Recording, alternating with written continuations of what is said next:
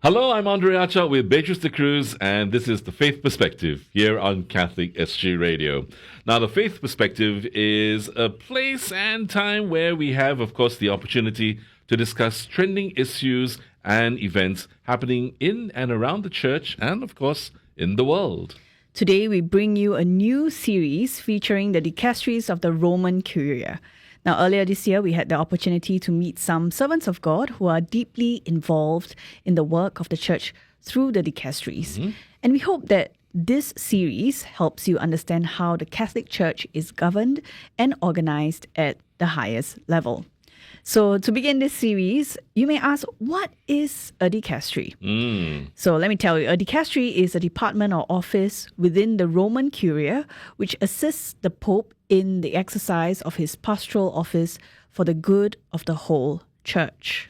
And so, in understanding the roles of the dicasteries, we can see how the dicasteries implement the Pope's mission globally. They assist in shaping decisions about liturgy, the selection of bishops, doctrine, missions, family life, education, and even communications. How key decisions can affect our local church, as our local parishes are also connected to the global church. And now that we know a bit better about the role of the dicasteries of the Roman Curia, let's hear what they have to say from today's featured dicastery.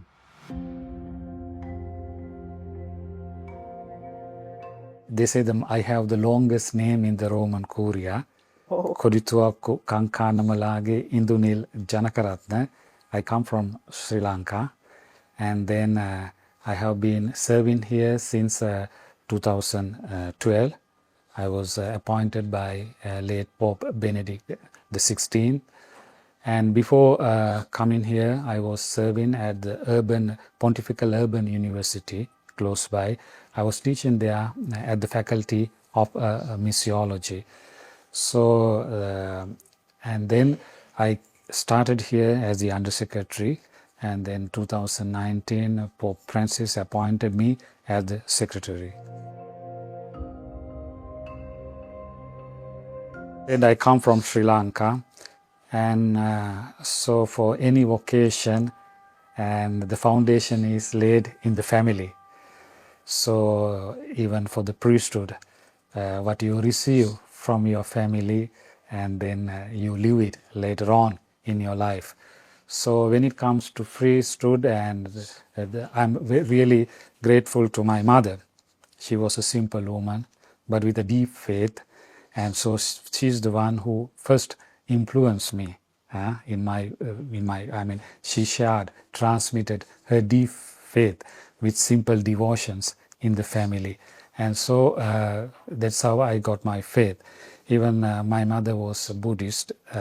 When she married my father, she became Catholic, but she had a very strong faith. And all my other relatives are Buddhists. And then in the course of years, the parish also played a vital role in nourishing. The seed was planted in the family, and then it was watered, fertilized in the parish, and also in the school. And then there was one parish priest called Father Godfrey, and he influenced especially in my life for the vocation of priesthood. Yeah, this office was founded in 1964. Last year we celebrated the 60th anniversary, and this year we celebrate the 60th anniversary of Nostra Aetate, the famous document of the Vatican II, which helped the Church to foster interreligious dialogue. This document gave an explanation why Church should enter into dialogue with the followers of other religious traditions. And it says that other religions try to answer the restlessness in the human heart. Like there is a search, inborn search within each and every human person, and then the religion try to answer or quench, satisfy this search. Furthermore, also this document tells or situates the interreligious dialogue in the wider mission of the Church. It says in a task of promoting unity and love among men and women. So it means earlier, before Vatican, we had a negative attitude towards other religions and other cultures. But with the Vatican II, we situate other religions in the wider mission of the Church, because as another document of Pope Paul VI, Ecclesiam Suam, on the Church, it encourages the Church to enter into dialogue with the world in which she lives, because she has a message to offer. And also she enters into dialogue with the wider Church, imitating God who enters into dialogue with humanity from the beginning. So the Church, through dialogue, tries to imitate the God who is dialogue with humanity. So with dialogue, what do? We don't try to convert the other. But dialogue also offers an occasion for us to proclaim our faith. Because in the dialogue, one principle is that you never hide your faith. You never betray, water down your faith. But at the same time, dialogue is not an instrument to win over the other. But in the dialogue, there is freedom. And in the dialogue, in the process dialogue, you proclaim what you believe. And it is a dialogue, so it is not only that you speak, you let the other also speak. And then you can listen what God has done to the other. So in the process of dialogue, it is not merely a verbal dialogue that helps you to enter into the mystery of God. So when you listen to the other, you can come to know what God has been doing in the other, and you share what God has done to us through Jesus Christ. And to promote interreligious dialogue, then you need to also have vision. So vision is given first by the document Nostra Aetate. And then later on, we have other documents like Dialogue and Mission, 1986, and then Dialogue and Proclamation, 1991. And then now with the Pope Francis, we have Human Fraternity document signed in 2019, and Fratelli Tutti and Laudato Si, other documents. So they give us the resources to promote interreligious dialogue. If you think of milestones of interreligious dialogue, first is the document of Nostra Aetate. The another milestone is Assisi experience in 1986.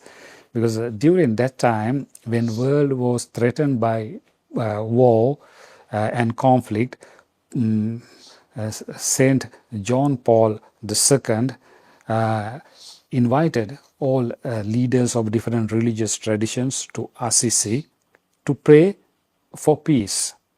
And then he said clearly, there is another way to resolve human conflicts. It is not only through military means. There is also another approach, a spiritual approach, prayer.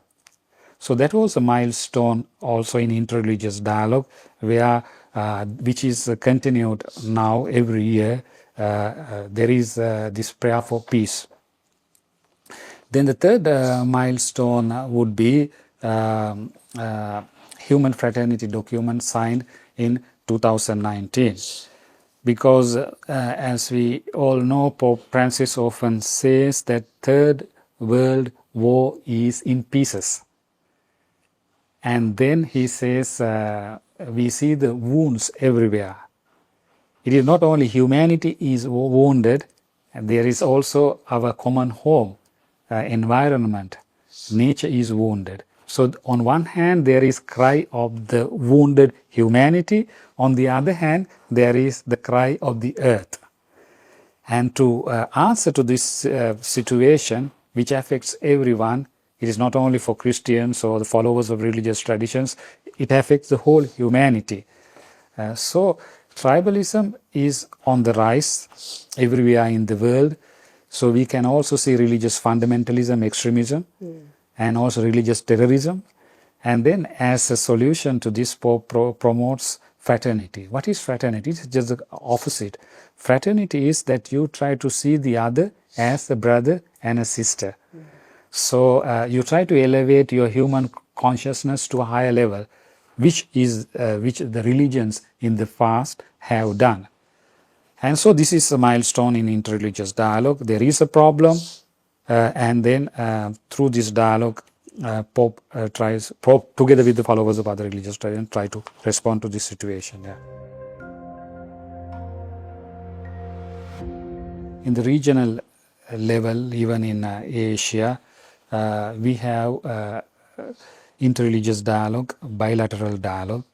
So, for example, Buddhist-Christian dialogue. We had one dialogue, I am talking about recent history, but Buddhist-Christian dialogue started in 1995 in Taiwan, in Foganshan Buddhist Monastery. And then we continued it in our time. We had one dialogue in Italy. And so what is newness is that in Europe, you have Buddhist, you have Hindus, they can be migrants, they can be locals. And then we try to include everyone to one table. So after that, we went to Buddha Gaya, where Buddha attained enlightenment, Buddhist Christian dialogue, and again in Taiwan, and last year in Bangkok. And this year in May, we go to Cambodia. So when it comes to Buddhist Christian dialogue, it is an international dialogue where Catholics and Buddhists from different countries come together, live together, discuss together, and share their views together, and go back inspired by desire to work together. We have been dialoguing with African traditional religions or indigenous religions in the past, and we have taken it up again. And also in the process of dialogue, we saw that women have not given enough space to remedy that situation. A few years ago, we had a dialogue in Rome for women promoting culture of encounter interreligiously. And also there were two participants from your country, Singapore. Sister Teresa attended that call. So these are some of the contributions. Apart from main achievements and the regional level, we have dialogue. Yeah. They call the digital world is another continent. Yeah. So it's a new continent. And then if we have a message, if we really want to bring peace, justice and harmony, then you need to enter into this world. But it is also like a double-edged sword. It can be used, it can be misused. So we see that use and also instrumentalization of the digital world for narrow-minded goals. Because we live in a divided world, and then in the digital world also we see there is love, there is peace, there is justice, and also there is a hate speech. So how can we use the digital world? Because if we want to really win young people to interreligious dialogue, we have to make use of the digital world. And then we need to have here the creativity. And then we need to think of how can we communicate the message, religious message, including in the religious dialogue, because there is also among many young, there is this illiteracy, religious illiteracy. And then we cannot communicate the message, whether religious or otherwise, in a traditional way. And also on the other hand, we see young people are radicalized on the internet. So there are pros, there are cons. And then how can we use the digital world to make people more aware of importance of coming together and working together and promoting peace and harmony together. So what is important is making use of the digital world to transmit good narratives. Narratives that inspire people, narratives that can enlighten people, narratives that can bring people together, narratives that can melt the hard-heartedness of people. There are narratives. Unfortunately, media is also sick today because media has the tendency to narrate only the violence, wars, conflicts. So in that way, There has to be an alternative narrative, alternative media, where young people, including all, could share their positive narratives and also hear the good in the world. World has changed. World is rapidly changing, and we need to understand this. And young people are part and parcel of this change. They are being more affected by this change. And then we have a message. Whether it is whatever the change, people have an inner desire, inner thirst for the truth. In our case, for love of Christ. And then our question is, how can we transmit this love of Christ? So more than words, action matter. Because for young people, what matters is action. It doesn't mean that word is not important. So our challenge today is to bring young people together and then strengthen their relationships and also empower them or transmit them with theological education. But that has to be also in a new way, in a language understandable to them. And there also again comes the creativity and also bringing young people together belonging to different religious tradition and allow them to live together. For that you need to have a preparation because you must know your own religion, in our case Christianity, and then only you can speak to the other. And then first we need to empower our people with Christian knowledge of Christianity. But it is an ongoing process. But then the second one is the sociological level, human level. We need to bring together others, with others, allow them to live together. They already live together in the school, in the working place and all. But there would be prejudices. But coming together, living together, you can overcome the prejudices. And for this, we need to have different programs. We need to have booklets that speak of our religion and also about some information about the other religions. And this should be also presented in a different way today using the modern technology and attractive to them. And then we can also, it's not only the followers of other youth of other religious tradition and non-believers also, those who have, because we can rally down on one common point, ecology affects everyone. And so the first impart in the knowledge and also action-oriented formation. Singapore has a positive interreligious atmosphere because it learned from the past errors. If you go to the Harmony Center, and that tells you what went wrong in the history, how we are now, how can we avoid repeating the history. So when I went to Singapore, I have seen the school children visiting the Harmony Center. So that is some sort of formation for them. It will help them to go back to their own history, to know with their own eyes, with modern technology, what has happened in the past, and then and also be grateful to the peace and harmony that they live today, and that also inspire them to avoid repetition of these conflicts. So sometimes there is a risk of taking for granted, because you have come to what you are today. It is because of the hard work of your ancestors or your past generations.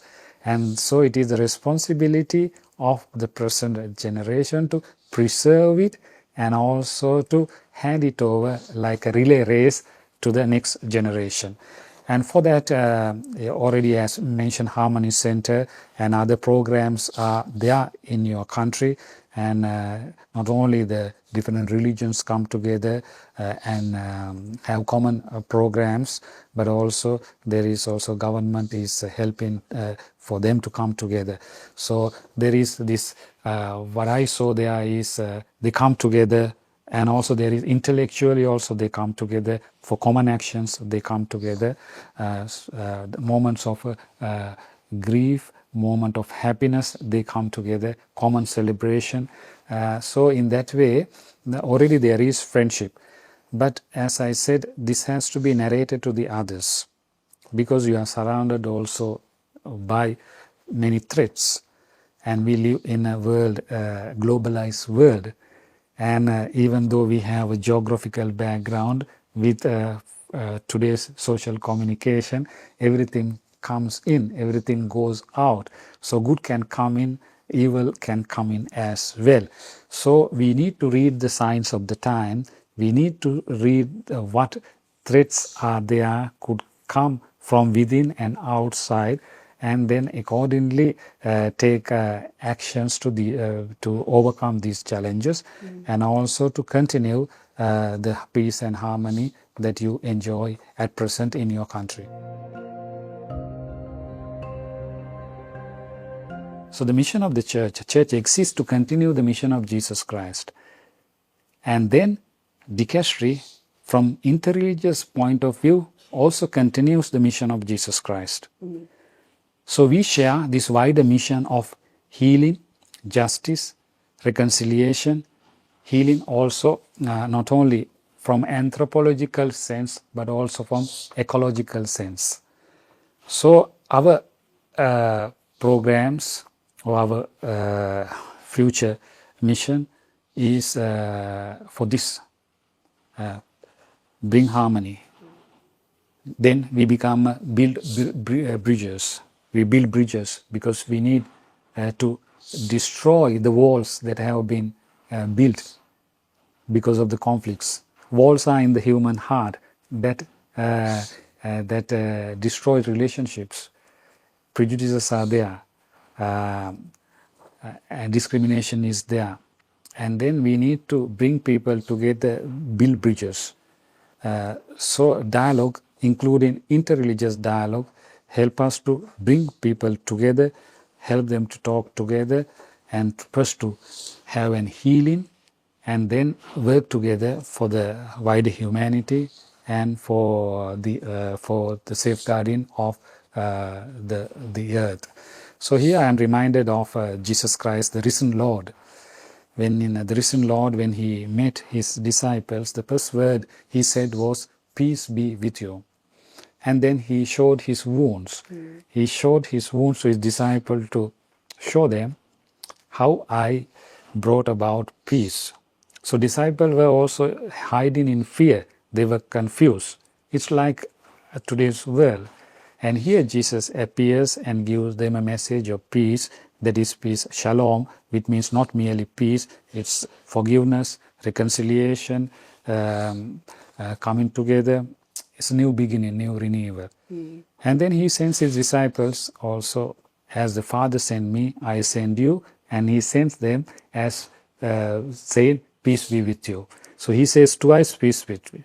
First, he heals his disciples, because a wounded cannot heal a wounded world, a wounded humanity, a wounded earth. So first he heals the disciples and then send them as healers, peace builders. So interreligious dialogue is also wider mission of the church is this. We continue the mission entrusted by Jesus to the church, and also interreligious dialogue is also collaborating in this mission of peace building, becoming bridge builders, bringing healing and reconciliation to people.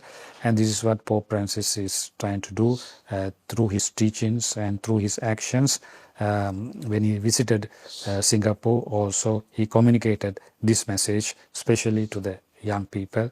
And in Indonesia, neighboring country, you could see how friendship with Islam could bring about peace. So we continue this mission of building bridges. So, many thanks to tuning into this series on the dicasteries of the Roman Curia. And just a reminder, if you would like to catch up on other episodes as well as this one, you can always subscribe to the Archdiocese YouTube channel. And also don't forget to share this video with someone. Absolutely. So I'm Andre Achak. She is Beatrice de Cruz. Thank you so much for joining us. Bye-bye now.